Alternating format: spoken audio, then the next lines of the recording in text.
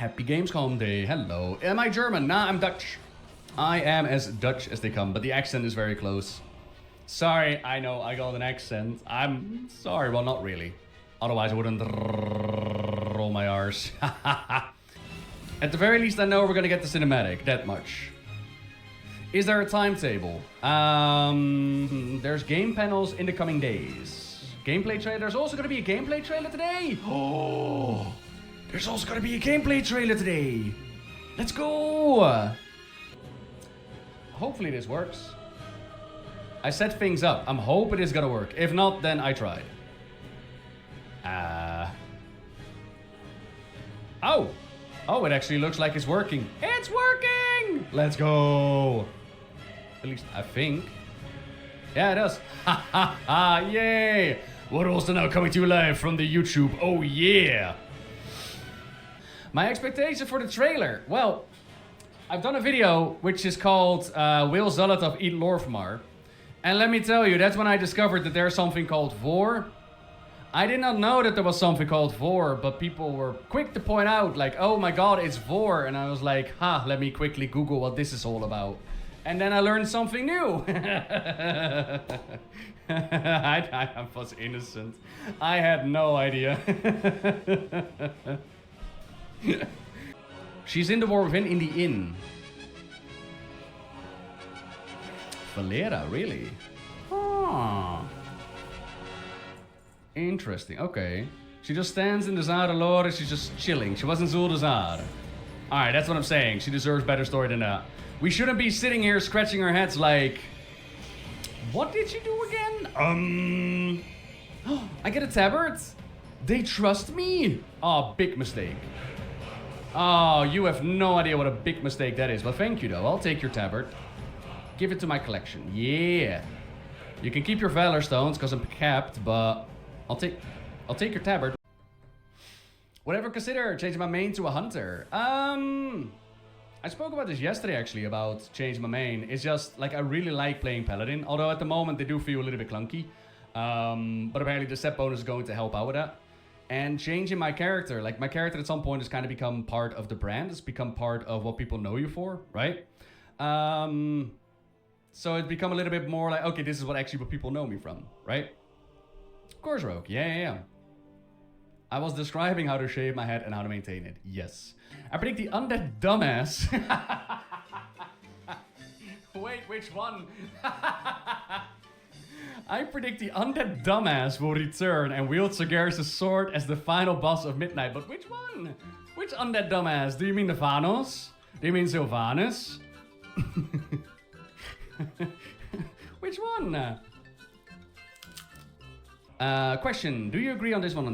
Lore-wise, a survival hunter is from a lore view just a better warrior. You wanna start trouble, huh? They got bombs, poisons, and a dangerous animal to cuddle that fights with you. Maybe Varian would have survived if you had a wolf companion to do a Rexar sacrifice on the shore. Wow. Well, maybe Goldrin should have just done better, okay? Maybe Goldrin should have not left his favorite furry warrior. Ever thought about that? A Sylvanas return. I think it's inevitable for Sylvanas to make a comeback. But for me, like Sylvanas coming back, I mean, for me, it's gonna be weird. Because like all the things that she did to Anduin is like Sylvanas gonna come back really. But I know that Sylvanas is just such a beloved character. There is no way that she's not gonna come back, right? Then there's the whole line from Venari about, I've been to the Maw, I know what the Void fears. And Sylvanas connected to the Maw. You damn well know that she's going to be playing some part against this battle against darkness. This is going to be playing some part. How is it going to go into the future? Maybe it's going to be her moment of giving herself entirely. I've also heard the suggestion of a Sylvanas sacrificing herself for Silvermoon. But I don't know if that's still Sylvanas up to this point.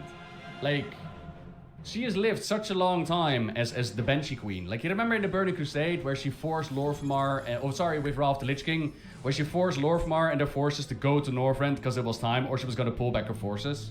Now, I understand that they did the whole recovering of her soul bit, but still, I mean, there is this Sunwell comic where she did show up to save Envina, I suppose. Like, at the end of the day, I would give it a 99% chance that Sylvanas is gonna come back in some way, shape, or form. The details as to how, to be decided, I suppose.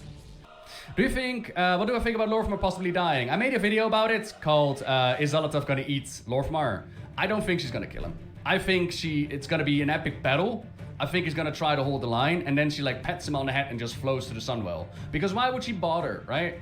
Why would she bother eating him? But I'm just hoping that I'm not gonna eat those words, because I want Lorfmar to actually get some story, okay?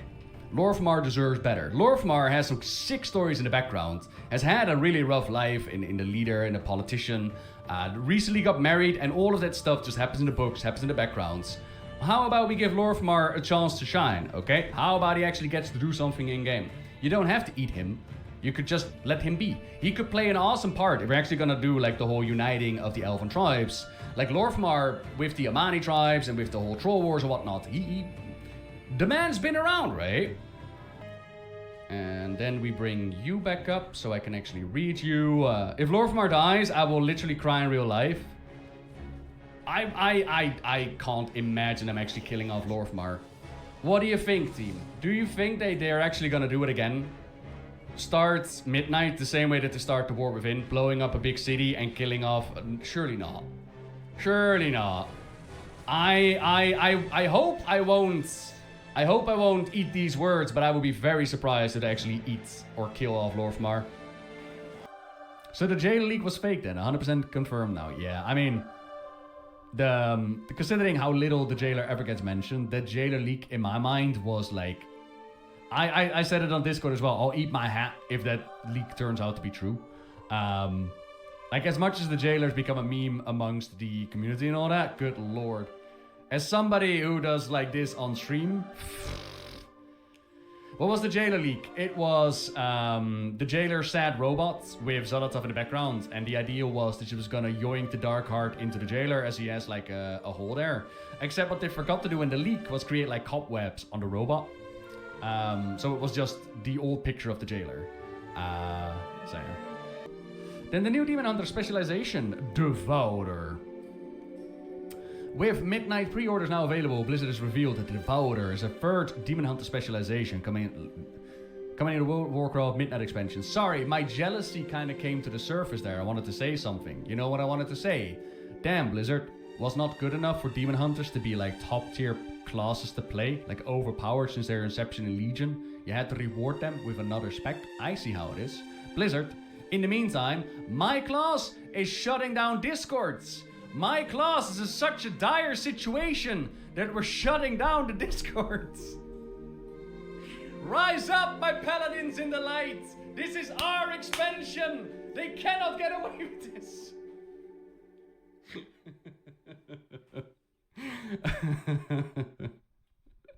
Sorry, kidding. Transmog is getting an update and they're removing the gold cost. No way! No way! Dreams do come true! Nah, and people called me crazy. People called me crazy. They were like, Nobbel, wow, what about our racial feature that makes it 50% off? It's like, nice. I just kind of figured that all the elves were going to become demon hunters. Your class is run by clowns. I'm just saying Pandar and demon hunters. Sorry, for those who are out of the loop, like, for those who are like, Nobbel, what are you talking about? So the other day, I'm browsing Reddit, and I see this post, and what happened is, the Paladin class Discord was shut down by its owners because they were like, our class is so bad, we are on strike. We're no longer giving information or answers, we are closing down this Discord until they buff us. And then the funniest thing is that Wowhead comes out with a post where Blizzard actually says, yeah, Paladins are getting a 5% increase. And then on top of that, the one who closed it down was like, nah, we're not lowballing on this one. We are striking until we get double-digit buffs. And that is the Paladin lifestyle. We're unionizing. It is so unbearably so. We got a union C. Especially since we're not even that bad. Like, we're the War Within, we were not that bad, honestly. Ah, it's funny as fuck though. If we get to see Sagaris and Illidan make a comeback in the last title, would it make sense for Medivh to show up too? Because see him and Illidan interrogate Sagaris together would be dope.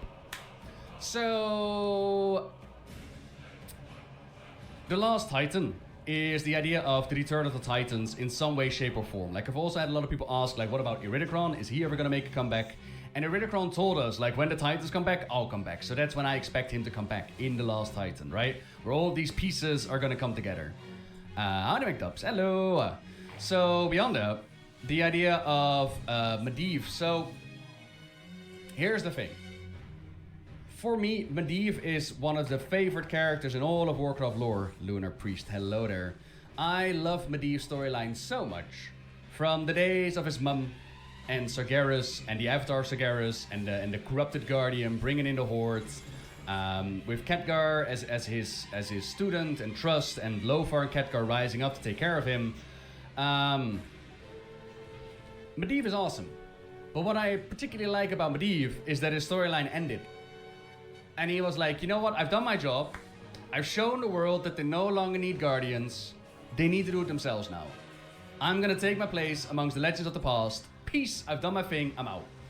And then what they did was Medan in the comics. And for those that don't know, what they then did was add Medan into the comics. And Medan, my biggest problem with Medan, it was not so much that he could do anything and he was a Mary Sue and he had all these powers, which was shitty on its own. My biggest problem with Medan is they made him the new Guardian. And I'm like, that sucks. So what Blizzard did eventually was actually retcon Medan, and they pulled him out. Medan no longer exists. Those stories are gone. So I'm like, okay, cool. The Guardian story is back intact. Medivh is the last Guardian. The story still holds. And then we have Legion, where some sort of Medivh ghost shows up. But in that case, it's still the question. It's still the question about what kind of Medivh did we see there? Because the Tower of Karazhan, for those unaware, it's a little bit topsy-turvy. It doesn't really work the way it works. So when they murdered Medivh, right, like Khadgar and Lothar, they buried him outside. And already back then, Khadgar looked up at the tower and you could see the Medivh that we would see in Warcraft 3 as well. So the tower has like images of the past, and time is wibbly-wobbly, timey-wimey. There's like echoes of the past. So the Medivh that we saw in Legion might have just been an echo of the tower. Now, your question is going to be, how come he can be in the Twisted Nether at the end boss fight and he floats away? Very fair questions. I have no clue. And at the same time, we also know that Rephion has gone into the Tower of Karazhan to learn more about the Void and actually talk to Medivh and learn more about it. So, back to your question, like, if we could deal with all of this, would it make sense for Medivh to show up as well? It would make sense, but my fear is that, again, I love the story of the Guardian, as it is right now, and I wonder if I already love what they've made so far, could they fuck around with it in such a way that I no longer love it, right? I'd rather have them preserve the Guardian and maintain the idea of the world needs no Guardian anymore and it's now up to us to do things. In a similar vein, how I'm like, I appreciate that you gave the dragons their powers back, but I would have preferred if you just kept to the storyline of they need to work with mortals now together, right? But could Medivh come back? 100%. Could he play a story? 100%. Would it make sense? Like I said, I prefer if a story is just finished and you get something new. But it's definitely an open thread that they could pull in there in some way, shape, or form. 100%. I haven't played WoW since Battle for Azeroth. Do you think it's worth starting again? Does it still offer as much fun? How much do you enjoy it? So, K-Dets, I answered this question the same way during betas, during the game itself. I can't fill that in for you. Everybody's gonna have like their own experiences when it comes to playing WoW. For me personally, I think that the War Within is one of the better expansions that they've ever done. The raids have been absolute bangers. I've been loving playing Mythic Plus, but I also know that I'm in a very privileged position where I do this as a content creator. I've got a lovely guild where I could just team up with them. Been playing with them for years. I love playing with them in the raid, the progression, all that. Like, there's a lot of factors that come into, is it enjoyable to play WoW? I think that they've made some really cool steps when it comes to like solo play, like delves, a better improvement of the storytelling, the season and whatnot. The set bone has been fun to play. Even the hero talents have been great on the Paladin. I can't speak for everybody else. But I don't know if like the rotation, like at the end of the day, you're still playing WoW, right? So I don't know if the rotation and the buttons and the classes and the inevitable pugging and toxicity and the kind of friendships, I can't really fill in for you if that's going to be enjoyable. Maybe a recommendation would be to make like a trial account and just see and poke around a little bit and be like, okay, I remember the smell of WoW, I remember what it was like. But if I compare it to how it was in like Battle for Azeroth or even Shadowlands, Blizzard has made changes to the game, has made changes to their design philosophy and how they approach it. And one of the things that I love about the game now is how much more it seems to respect my time, in the sense of almost everything is now account-wide. I don't have to farm epic reputations in order to get the rewards. They put those at the start, and only like transmog and mounts are at the end. So I'm like, oh cool, I don't have to do this kind of stuff. The delve system, like I said, offers an interesting way of playing in a solo way, which allows me to keep up with gearing. So when my friends ask me like, do you want to go do a Mythic Plus or do you want to go raiding? I can actually go like, oh yeah, you know, I've done delves. I can actually come with you. So all that, and like I said, I just enjoyed the shit out of the campaign. So all of that combined has made the War Within, I checked this the other day, and I should really stop checking this, but I checked my playtime. In my defense, I've been playing this account since Wrath of the Lich King. I have played this game in a total for 524 days. And on this level, or the War Within, I have played 51 days. Or 31 days. Time played this class in the War Within 31 days. I have played War Within a lot. A lot, but it's also like I've gotten into collecting again and achievements and just chilling and doing stuff. Like, yeah, again, War Within has pulled me in. Like, I haven't played this much WoW in a very long time. What do you hope will happen with Midnight? World revamp a la Cataclysm, but now in the Void. Think what they tried to do with N'Zoth with like the tiny ass zones, only 2 zones. But now the entire world gets another revamp. I know, it's asking too much. I know, but you know. Or Azeroth gets so wrecked that we have to go into space. And we'll have to go into the Great Dark Beyond. The leaders are Orwena, a Harnir scout leader and Radiant Song adept who seeks the aid of outsiders against the Black Blood. They can become druid, hunter, mage, monk, priest, rogue, shaman, warlock and warrior.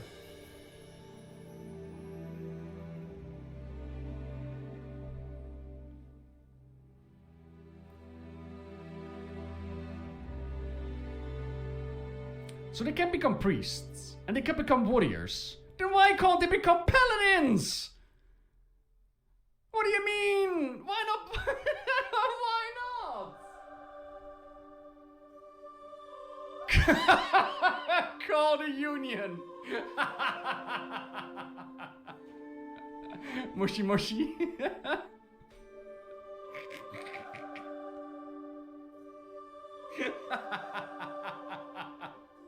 You should complain on the Paladin Discord.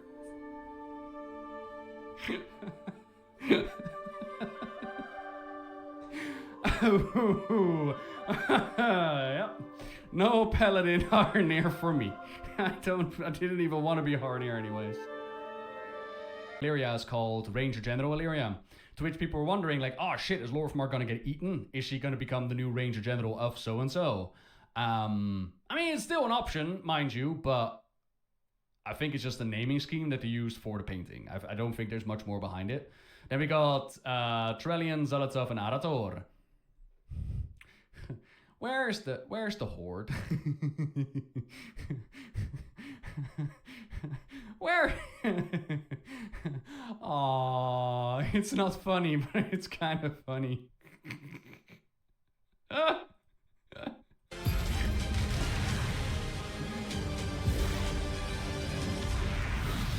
Wait, did she blink? She blinks! Whoa! Oh my god, the painting is alive! The painting is haunted! Get her out of my house!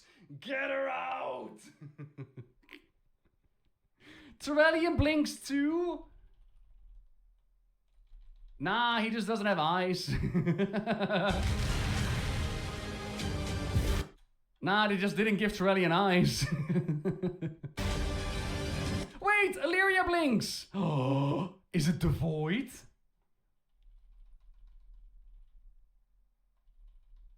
Oh my god, the Void gives them blinking power. It moves! It has animation in it! Animated pictures. This is Hogwarts now.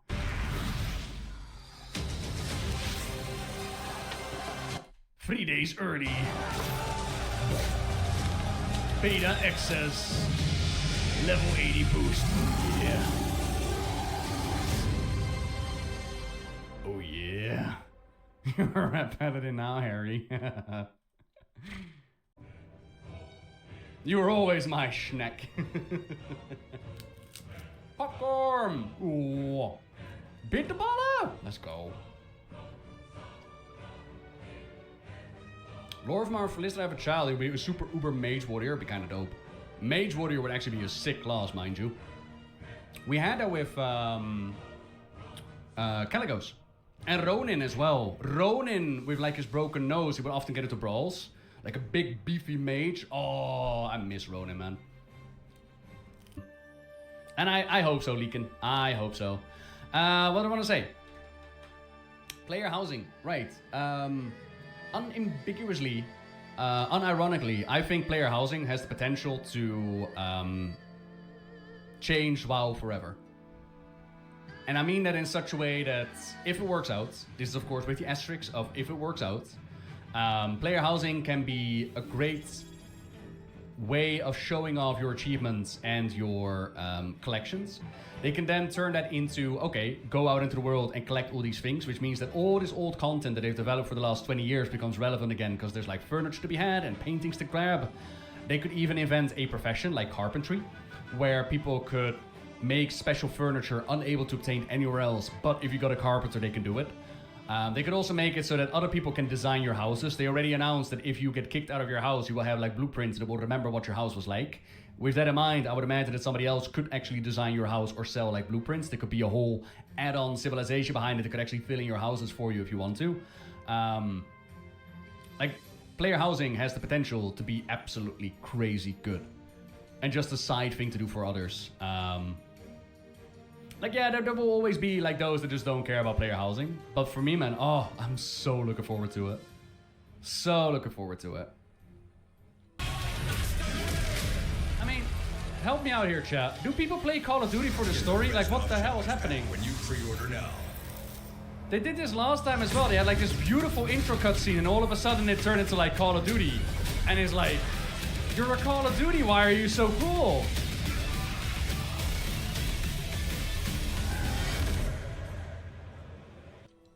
Would we player taxes? Yeah, homeowner associations. Let's go. And I just hope that they learn from Garrisons, which is don't make player housing part of the core gameplay. Just keep it as a side thing, right? It doesn't need power increase. Just make it cosmetics. And a side thing. MTV Crips and WoW, damn right. Yo, what up, MTV? Welcome to my crypt. Yo, this is my Onyxia hat. Let me tell you, man, when I slew Onyxia, here's my book collection. You want to see some cutscenes? I've got cutscenes. You can check them out in my book collection. What? You need to repair? There's my Jeeves. You could go repair with my boy Jeeves over there. Deep thoughts there. So yeah, tell us about how does this story stand There's a apart called timeline. I need to do called lore videos now. So. Blizzard's teams have been parallelized? I read it as paralyzed. I was like, wait, what happened to the Blizzard teams? Okay. Okay. What else? I want to re-watch the cutscene. Finally. Where would I want my player house to be? Anywhere on Azeroth. Anywhere on Azeroth. Ooh.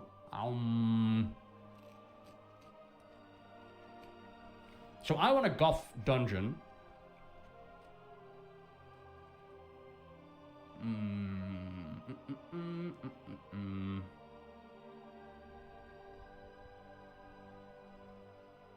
Where would you put it, team? Where would you put it? Anywhere on Azeroth. Okay, let me analyze. Anywhere on Azeroth.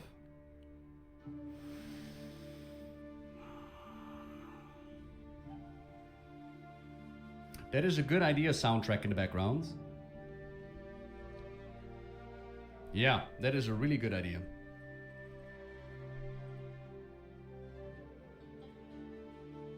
I will put it in the Valley of the Four Winds. I will put my Goth Mommy dungeon in the Valley of the Four Winds, and I will explain why. All the food I could ever eat. My own little farm to chill in, right? There is the Stormsow Brewery if you need to get drinks. It's a beautiful countryside. Alright. We can go join Hammett for a little bit of hunting from time to time. And I could just chill there. I'll go here. Players will save thousands of gold in midnight with free transmogging. You know what? I thought I wasn't on board with the hype for the midnight, but not gonna lie. Free transmog, kinda huge, kinda big. I kinda love it.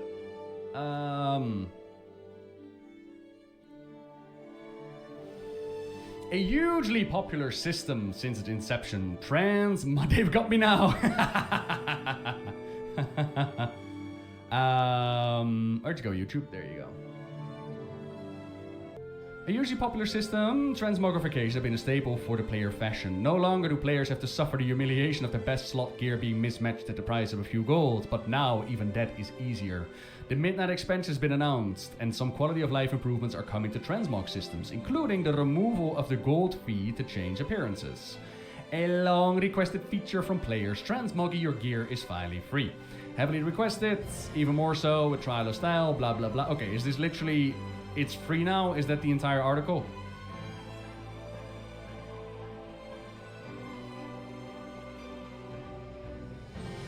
Another new feature being added is the capability to change your outfit automatically based on situations. It is currently unknown. Mido, thank you very much. LOD Rogue as well with 135. Hello, hello, hello. Used it for my training the last 4 or 5 weeks. This is something, it's good, eh? So good. It's currently unknown what parameters will be used to determine a situation. An example given by Blizzard was having a transmog set to chill in your player house and another set to fight enemies in the world. Oh, that's kind of cool, to be honest.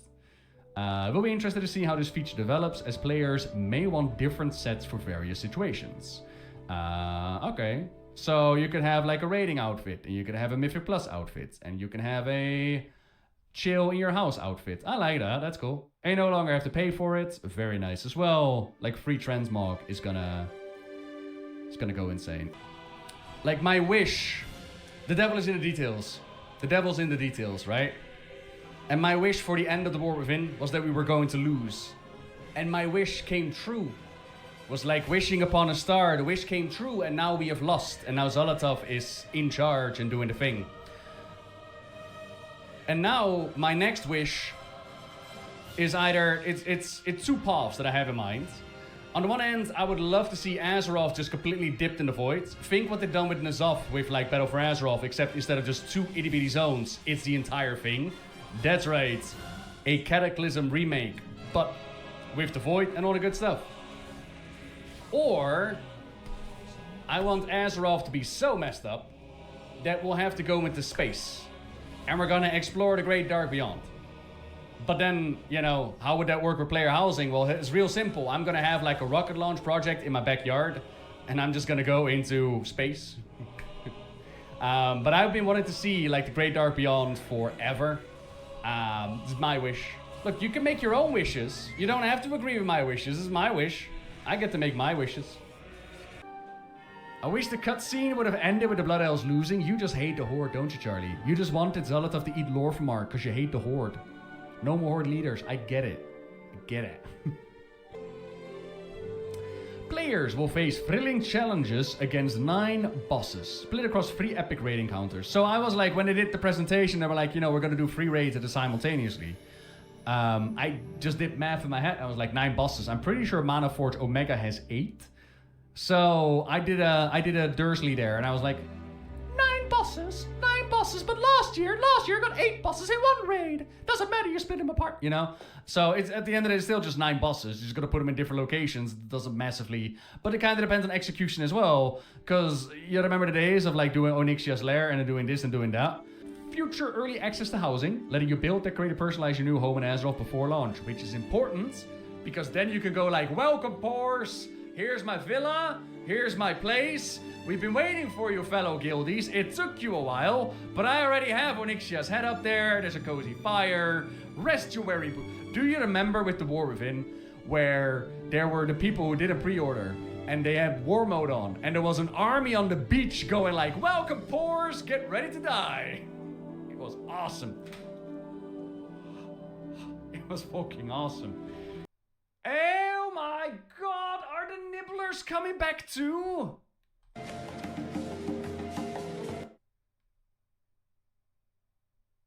Mushroom creatures.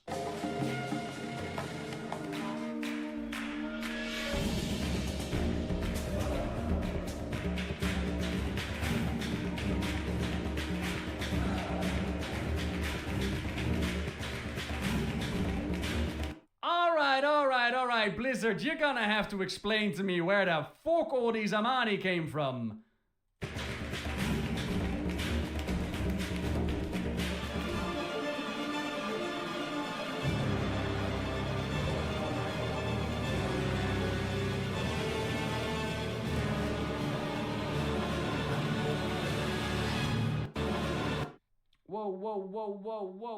Whoa, what is the king sucking there? Enhance! No! Go back!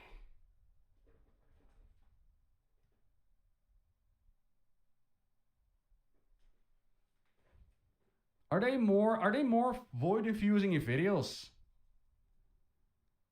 Y'all think that that she could puke out like the Locust Walker? Y'all think that maybe the Locust Walker could be like dropped by Zolotov and now they're like corrupting his brain or something, turning into like a bad guy? Y'all think that could be a possibility?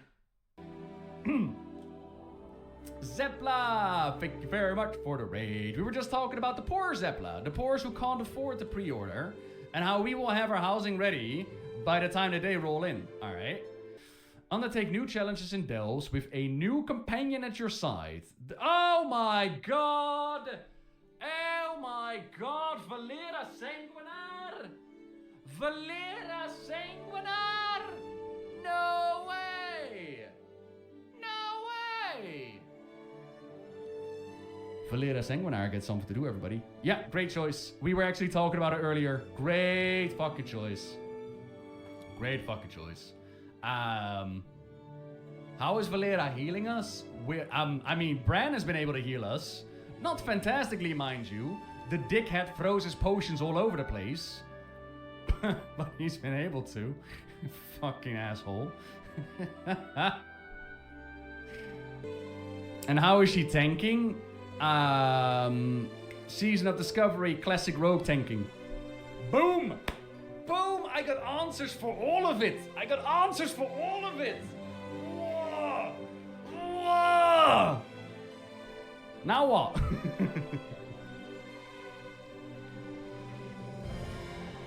Undertake new challenges with Valera at your side. Oh yeah. You're a paladin now, Harry. Okay. The pre-order, I have. Hi. Like the pre-order thingy, like they did the same with the War Within, and personally, when they announced it, like it's the same what we saw during the entirety thing of Gamescom, where they announce these games and it's like order now, and you get like different skins, and you get this and this and this. Like I don't particularly care. I don't think anybody's really gonna care about a 3-day early access to the player housing. So you know, it's part of the gaming industry. Like, is it trashy? Maybe, but at the same time, does it make them a shit ton of money? Yes, it does. Let's be fair. And they want to make a shit ton of money. So, there you go. People care? Wait, people care about early access to housing? Really? Oh, okay. Like for me personally, it didn't hurt my experience with the War Within, and it won't hurt my experience with Midnight. The only thing that I find shitty, or what I found shitty with the War Within, is that we don't do a shared launch anymore. Not everybody gets to go into the expansion at the same time, and like launch night is a big deal, right? I liked going into the game all together, so yeah. But at the same time, if I look around and I see like what these games do, it's the fucking gaming industry, and there's people, they pay for it, so that's how you create the situation. Should they make it an animated feet portrait? Please don't. 3 days is not for the housing. Everybody will get housing. Oh, I thought it was like specifically for the player housing. Just 3 days early access again. Oh, they're doing that again. Oh, right, okay. I care as the only Horde player in a predominant Alliance guild. I want them to see my Horde house and weep. It's the only thing I have left. I want them to feel pity upon me. Aww. Thank you for the 108 though. Aww. Howdy also, holy what the hell is happening here? Hi everybody on YouTube as well. Ha! I don't know what you're throwing at me, but you're throwing... What is this? What is... Okay, you don't have to donate, I can read the chat as well. Hello everybody. So we are going live right now at 2 places. We got both the Twitch and the YouTube chats. As far as I'm aware, Kill Jaden is gone. And same with the Legion. Okay, like there are still demons out there, but like the organization Burning Legion, unless something else took over, like a Denephrius. Cultiran Paladin, when? I want them now, but apparently we're not allowed to have more Paladins. We need to strike a little bit more. Strike, strike, strike.